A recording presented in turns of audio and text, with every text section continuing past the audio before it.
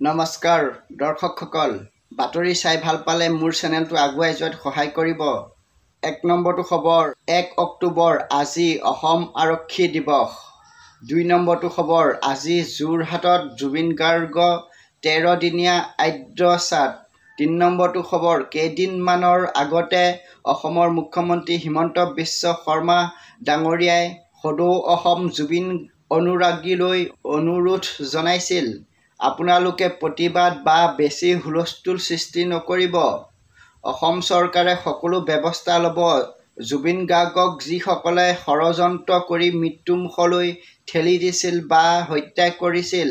আৰু মুখ্যমন্ত্ৰী হিমন্ত ডাঙৰীয়াই ২৯ ছেপ্টেম্বৰ তাৰিখেও কৈছিল ২-৩ দিনৰ ভিতৰত অসম আৰক্ষীয়ে গ্ৰেপ্তাৰ কৰিব শ্যামকানু মহন্ত আৰু সিদ্ধাৰ্থ শৰ্মাক। আৰু তাৰে ফলাফল লাভ কৰিলে অসম আৰক্ষীয়ে বা অসম চৰকাৰে ২০২৫ ১ অক্টোবৰ তাৰিখে দিল্লী বিমানবন্দৰৰ পৰা শ্যামকানু মহন্তক আৰক্ষীয়ে গ্ৰেপ্তাৰ কৰিলে। শ্যামকানু মহন্তই নিজেই আত্মসমৰ্পণ কৰা নাই। আৰু জুবিনৰ মেনেজাৰ সিদ্ধাৰ্থ শৰ্মাক হাৰিয়ানাৰ গুৰগাঁৱৰ পৰা আৰক্ষীয়ে গ্ৰেপ্তাৰ কৰিলে। তাৰ পাছতে দুয়োকে গুৱাহাটীলৈ অনা হ'ল আৰু বৰঝাৰ বিমানবন্দৰৰ পৰা চিধা CID অফিচলৈ নিছে। ৪ নম্বৰটো খবৰ গৰিমা শইকীয়া গাৰ্গ মন্তব্য। হিমন্ত বিশ্ব শৰ্মা তথা অসম চৰকাৰৰ সহযোগৰ বাবে সিদ্ধাৰ্থ শৰ্মা আৰু শ্যামকানু মহন্তক অসম আৰক্ষীয়ে গ্ৰেপ্তাৰ কৰিলে। আৰু গৰিমা শইকীয়াৰ লগতে সদৌ অসম জুবিন গাৰ্গ অনুৰাগীয়ে জানিব বিচাৰিছে, জুবিনৰ লগত থকাবোৰে জুবিন গাৰ্গক কি কৰিছিল, তেওঁলোকৰ মুখৰ পৰা কথাবোৰ উলিয়াওক। আৰু তদন্ত আৰম্ভ হৈছে। লগতে ন্যায় ব্যৱস্থাৰ ওপৰত আমাৰ বহুত বিশ্বাস আছে। ৫ নম্বৰটো খবৰ মুখ্যমন্ত্ৰী হিমন্ত বিশ্ব শৰ্মা ভাল ঘোষণা। অসমৰ বহুত অংগনবাদী কৰ্মীসকললৈ ডাঙৰ খবৰ ২০২৫ ১ অক্টোবৰ আজিৰ পৰা বৃদ্ধি হ'ল অংগনবাদী কৰ্মী সহায়িকাৰ দৰমহা। প্ৰতি মাহে মাহে ৮,০০০কৈ পাব। আৰু জানিব পৰা মতে অংগনবাদী কৰ্মীসকলে লাভ কৰিব এককালীন সাহাৰ্য। ৬ নম্বৰটো খবৰ ২০২৫ ১ অক্টোবৰ আজি মহানৱমী।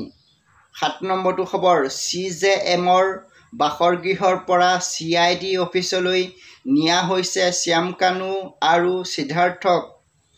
আৰু মুখ্য ন্যায়াধীশ দণ্ডাধীশে দিয়ে ১৪ দিনৰ জিম্মাত। আৰু সিদ্ধাৰ্থ শৰ্মাৰ পৰা জব্দ কৰিছে জুবিন গাৰ্গৰ মোবাইল। ৮ নম্বৰটো খবৰ মুখ্যমন্ত্ৰী হিমন্ত বিশ্ব শৰ্মা ঘোষণা।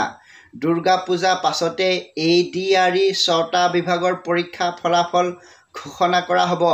৬টা বিভাগৰ পৰীক্ষা ফলাফলৰ ঘোষণা তাৰিখ ADRE তৃতীয় বৰ্গ ১০ অক্টোবৰ তাৰিখে, ADRE চতুৰ্থ বৰ্গ ১৫ অক্টোবৰ তাৰিখে, স্বাস্থ্য বিভাগৰ বিভিন্ন পদ ১২ অক্টোবৰ তাৰিখে, প্ৰাথমিক স্নাতক আৰু স্কুলৰ শিক্ষকৰ ১৫ পৰা ২০ অক্টোবৰ তাৰিখৰ ভিতৰত, উপ-পৰিদৰ্শক আৰু অগ্নি নিৰ্বাপক সেৱা ১০ অক্টোবৰ তাৰিখে, AB UB কনিষ্টবল অক্টোবৰ মাহৰ ভিতৰত গুৱাহাটী উচ্চ ন্যায়ালয়ৰ অনুমতি সাপেক্ষে।